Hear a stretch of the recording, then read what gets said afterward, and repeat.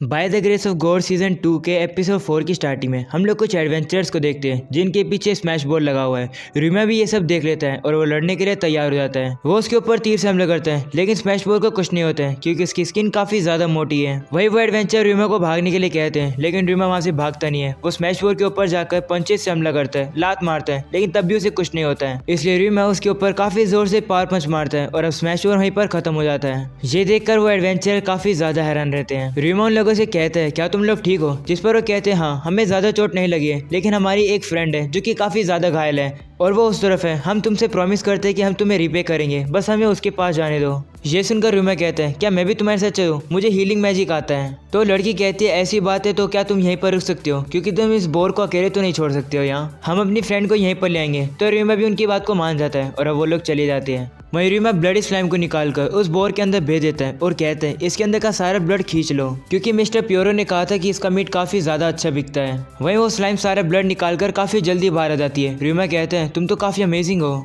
जिसके बाद हम लोग देखते हैं वही एडवेंचर्स अपने दोस्त को लेकर वहां पर आ जाते हैं। रीमा कहते हैं इसकी हालत तो काफी खराब है, लगता है इसके ऊपर डायरेक्ट हीट हुआ है लेकिन कोई नहीं, मैं इसे जरूर हील करूंगा। और अब रीमा अपनी स्लाइम की मदद से उसे हील कर देता है जिसके बाद वो खड़ी हो जाती है। वो रीमा का शुक्रिया करती है और कहती है तुम्हारे पास काफी ज्यादा रेयर स्लाइम है, मेरी जान बचाने के लिए शुक्रिया। और अब अगले सीन में हम लोग देखते हैं वो लोग रीमा को कुछ पैसे देते हैं। वो कहते हैं हम तुम्हें रिपे करना चाहते हैं लेकिन इस समय हमारे पास सिर्फ इतना ही पैसा है। वहीं वो लड़की रीमा से कहती है अगर हम लोग गिल्ड में वापस जाएंगे तो हम तुम्हें काफी अच्छे से रिपे कर पाएंगे क्योंकि हमने काफी सारी हर्ब्स कलेक्ट करी है। तो रीमा उनसे कहते हैं जितना पैसा भी तुम्हारे पास है उतना ही काफी है, मुझे और नहीं चाहिए। ये सुनकर वो लोग कहते हैं क्या सच्ची में? तो रीमा उनसे कहते हैं हाँ, क्या तुम मेरी एक चीज में हेल्प कर सकते हो? मैं स्मैश बोर्ड को वापस से टाउन में ले जाना चाहता हूँ, क्या तुम लोग मेरी हेल्प करोगे? जिस पर वो लोग कहते हैं हाँ हम लोग जरूर करेंगे। और अब रीमा उनसे कहते हैं एक और चीज, क्या तुम गिल्ड में ये कह सकते हो कि इस स्मैश बोर्ड को मैंने गलती से मारा है अपने सेल्फ डिफेंस के लिए? ये सुनकर वो लोग हैरान हो जाते हैं। वहीं वो लड़की रीमा से कहती है क्या तुम हमारी तरह ई रैंक के एडवेंचरर हो? तो रीमा कहता है हाँ, जिसके बाद वो उन्हें अपना इंट्रोडक्शन देता है। वहीं वो लड़की भी अपना इंट्रोडक्शन देने लगती है। वो कहती है मैं हूँ फिली और ये है लूरी और कैन। वहीं लूरी रीमा से कहती है तुम काफी इंप्रेसिव हो, तुमने इस बोर को काफी इजीली हरा दिया। तो रीमा कहता है ये तो बस एक लकी पंच था। और अब वो लोग प्योरो के शॉप में आते हैं। प्योरो रीमा से कहने लगता है मैं तो मजाक में कह रहा था, तुम तो सच्ची में इसको मार के लिए है। वहीं मिया भी रीमा पर काफी गुस्सा होती है। वो कहने लगती है मैंने तुमसे कहा था ना स्मैश बोर्ड दिखे तो भाग जाना, इसे मारने को नहीं कहा था। तभी गिल्ड से एक बंदा आता है। वो उन लोगों से कहने लगता है हमें रिपोर्ट मिली है कि स्मैश बोर्ड को हंट करके यहाँ पर लाया गया है। तो प्योरो कहते हैं हाँ, जिस पर वो बंदा कहता है कि डेंजरस मॉन्स्टर को ऑफिशियल लाइसेंस के बिना मारना मना है। तो क्या तुम एक्सप्लेन कर सकते हो क्या हुआ था? वही रीमा उन तीनों एडवेंचर से बताने को कहता है। वो लोग भी उस बंदे को वही बताते हैं जो कि रीमा ने बताने को कहा था कि रीमा ने उन लोगों को बचाने के लिए उस बोर को मारा। ये सुनकर वो बंदा कहता है तो रीमा ने कोई भी रेगुलेशन नहीं तोड़ा और तुम गिल्ड में इसका दांत ले आना प्रूफ के तौर पर ताकि हम तुम्हें रिवॉर्ड दे सके। रीमा भी मान जाता है और वो बंदा वहां से चला जाता है। वही एडवेंचर भी रीमा से कहने लगते हैं तुमने हमें जिस काम के लिए बुलाया था वो पूरा हो गया, अब हम लोग यहाँ से जाते हैं। उन लोग के वहां से जाने के बाद प्योरो रीमा से कहते हैं तो तुम इस बोर का सारा मीट हमें दे रहे हो ना? जिस पर रीमा कहते हैं हाँ, लेकिन थोड़े बहुत पीसेस मुझे भी दे देना खाने के लिए। और अब हम लोग देखते हैं एक शेफ उस बोर को काटता है और अब वो प्योरो को बताता है कि इसके मीट के अंदर तो ब्लड ही नहीं है। तभी रीमा कहता है ऐसा इसलिए क्योंकि मैंने ब्लडी स्लाइम से इसके अंदर का सारा ब्लड निकाल लिया है। ये सुनकर प्योरो काफी ज्यादा खुश होता है। वो रीमा से कहते हैं क्या तुम ये स्लाइम मुझे बेचोगे? वो कहता है बिना ब्लड का मीट काफी ज्यादा हाई क्वालिटी का होता है, यानी काफी ज्यादा प्रॉफिट होगा मुझे, प्लीज इस स्लाइम मुझे दे दो। तो रीमा उसे कहते हैं कि बिना टेमर के तो प्रॉब्लम हो जाएगी और वैसे भी मेरे पास सिर्फ एक ही ब्लड स्लाइम है। तो प्योरो कहते हैं क्यों ना तुम इस स्लाइम को काटकर मेरे साथ शेयर कर लो। ये सुनकर मिया भी गुस्सा हो जाती है और वो अपने डैड से कहती है क्या तुम पागल हो? तो प्योरो हंसकर कहने लगता है मैं तो सिर्फ मजाक कर रहा था। और अब अगले सीन में रीमा गिल्ड से वापस आता है जहाँ पर वो मियाबी को बताते हैं कि उसे स्मैश बोर्ड को मारने के और हर्ब्स को कलेक्ट करने के पैसे मिल गए। ये सुनकर मियाबी कहते हैं सही है, कल रात को तुम्हें मीट के पैसे मिले थे, बिजनेस काफी बढ़िया चल रहा है। और अब हम लोग देखते हैं वहाँ पर प्योरो आ जाता है। वो रीमा से कहने लगता है तुम बिल्कुल सही टाइम पर आए हो, अभी लंच टाइम हो रहा है, मुझे तुमसे कुछ पूछना है। और अब वो रीमा को किचन में ले आता है और उसे कहता है क्या तुम इस मीट से कुछ खाने का बना सकते हो? वहीं रीमा भी उस मीट को देखने लगता है। वो कहता है ये एक पोर्क की तरह है तो मैं ट्राई करके देख सकता हूँ। ये सुनकर प्योरो कहते हैं सही है, तुम शॉप के किसी भी इंग्रेडिएंट का यूज कर सकते हो। वहीं मियाबी भी रीमा से कहती है कि मैं भी तुम्हारी हेल्प करती हूँ। और अब रीमा सारी इंग्रेडिएंट इकट्ठी करके खाना बनाना शुरू करता है। वो कहने लगता है इस वर्ल्ड की वेजिटेबल्स मेरे वाले वर्ल्ड की वेजिटेबल्स की तरह ही है।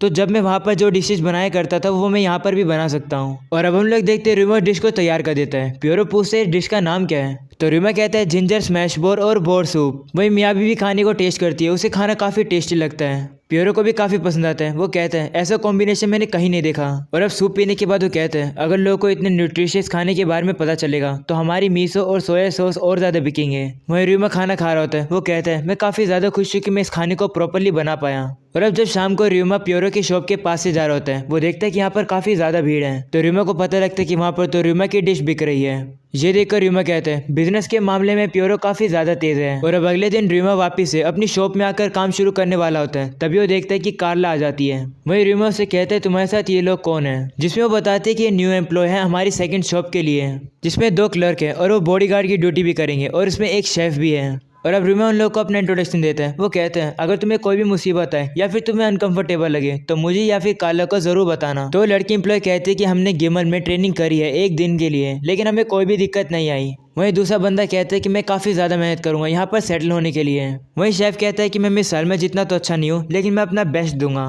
उनके इंट्रोडक्शन सुनकर रिमा खुश हो जाता है और वो कहने लगता है मन में मिस कार्ला आपका शुक्र है इतने अच्छे एम्प्लॉय ढूंढने के लिए। वहीं कार्ला रिमा से कहती है क्या आप हमें लिस्ट बनाकर दे सकते हो वो काम करने के लिए जो कि शॉप ओपन करने में ज़रूरी है। तो रिमा कहता है हाँ ज़रूर। और अब हम लोग देखते हैं वो सारे एक साथ मिलकर दुकान को खोलने की तैयारी करने लगते हैं। और अब 3 दिन बीत जाते हैं। प्योरो उनकी शॉप को देखकर कहता है कि इन लोगों ने प्रिपरेशन कितनी जल्दी कर ली। तो मियाँ भी कहती है उसने काफ़ी अच्छे एम्प्लॉय हायर किए होंगे, जिस पर प्योरो कहते हैं उतना ही नहीं, अगर तुम ध्यान से देखोगी तो रिमा ही सारे काम का सेंटर है। ये सही में एक टैलेंटेड बिजनेसमैन है। वहीं रिमा मन में कहने लगता है क्या इसको करने में टाइम लग गया या फिर ये जल्दी हो गया। मुझे तो दोनों ही लग रहे हैं, क्योंकि मेरे पिछले वर्ल्ड में टाइम बस पास हुआ करता था, लेकिन इस वर्ल्ड में नहीं। यहाँ पर मुझे काफ़ी अच्छे लोग मिले जिन लोगों ने मेरे टाइम को काफ़ी मीनिंगफुल बना दिया। जिसके बाद हम लोग देखते हैं रिमा अपनी सेकंड शॉप को खोल देता है, जहाँ पर कस्टमर काफ़ी सारे आने लगते हैं। वहीं रिमा मन में इलायरा से कहते हैं मैंने अपनी नई दुकान खोल ली। और अब हम लोग देखते हैं सारे लोग मिलकर काफ़ी अच्छे से काम कर रहे हैं, जिस कारण से उनके पहले दिन का बिजनेस काफ़ी बढ़िया चलता है। और अब रिमा सभी को शुक्रिया करता है और कहता है आप लोगों ने मेरे बिना काफ़ी बढ़िया काम कर लिया। मैं दुआ करता हूँ कि आप लोग कल भी ऐसा ही काम करोगे। और अब अगले दिन की सुबह सुबह हम लोग देखते हैं रिमा वापस से गिमल टाउन की तरफ जा रहा होता है। वहीं पर सारे लोग उसे बाय करने के लिए आए हैं। वहीं प्योरो रिमा से कहते हैं अब तुमने अपनी नई दुकान खोली ली है, तुम्हें गिमल टाउन में वापस जाकर सोचना होगा कि अब से तुम्हें करना क्या है। ये तुम्हारे लिए सही चॉइस है। मैं तुम्हें गुड लक देता हूँ, ऐसे भी आगे शॉप खोलते रहना। वहीं पर कार्ला और बाकी एम्प्लॉय रिमा से कहते हैं यहाँ की चिंता मत करो, हम लोग बिजनेस को संभाल लेंगे। रिमा ये सुनकर काफ़ी ज़्यादा खुश होता है और सभी लोगों से कहते हैं आप लोग अपना ख्याल रखना, ज़्यादा मेहनत मत करना। ये सुनकर मियाँ भी कहती है तुम भी ज़्यादा हार्ड वर्क मत करना, मुझे नहीं पता हम लोग कब वापस मिलेंगे, लेकिन तब तक मरना मत। तो रिमा कहता है मैं नहीं मरने वाला हूँ। जिसके बाद मन में कहता है काफ़ी सारी चीज़ें जो कि मुझे डिस्कवर करनी है, उसे किए बिना मैं मर नहीं सकता हूँ। और वैसे भी मैंने इलायरा से प्रॉमिस किया है। तभी रिमा मियाबी से कहता है तुम इस साल कैपिटल की एकेडमी में जाने वाली हो ना, तो क्या तुम मेरा एक काम करोगी। उसी एकेडमी में इलायरा नाम की लड़की आने वाली है जो कि काफ़ी ज़्यादा अच्छी है, तो क्या तुम उससे अच्छे से दोस्ती करोगी। तो मियाबी कहती है ठीक है, अगर तुम उस लड़की की तारीफ़ कर रहे हो तो मैं उससे ज़रूर बात करूँगी। और अब रिमा उसे कहते हैं क्या तुम उसे एक मैसेज दे सकती हो, गुड लक। ये सुनकर मियाबी कहती है हाँ मैं तुम्हारा मैसेज उसे दे दूँगी, तुम्हें भी गुड लक। और अब रिमा वहाँ से चला जाता है। वो कहने लगता है गिमल टाउन में पहुँचने के बाद मुझे ग्रेट फॉरेस्ट ऑफ स्क्विलर्स को ढूंढना चाहिए, क्योंकि मैं अभी तक सिर्फ एक सिंगल स्मैश बोर्ड से ही लड़ पाया हूँ।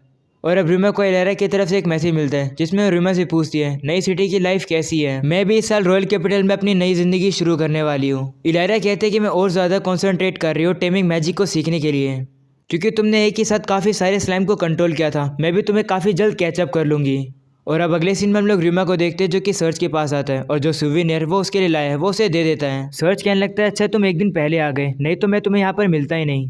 ये सुनकर रिमा उससे पूछता है क्या तुम कहीं पर जा रहे हो, जिसमें वो कहते हैं हाँ मैं कैलिबल टाउन में जा रहा हूँ, वहाँ पर मैं मैजिक आइटम मार्केट में जाऊँगा। तो रिमा उससे पूछता है ये कौन से आइटम होते हैं। तो सर्च रिमा को एक टॉय कार दिखाते हैं और अब वो उसके अंदर मैजिक डालते हैं जिसके कारण से वो चलने लगती है।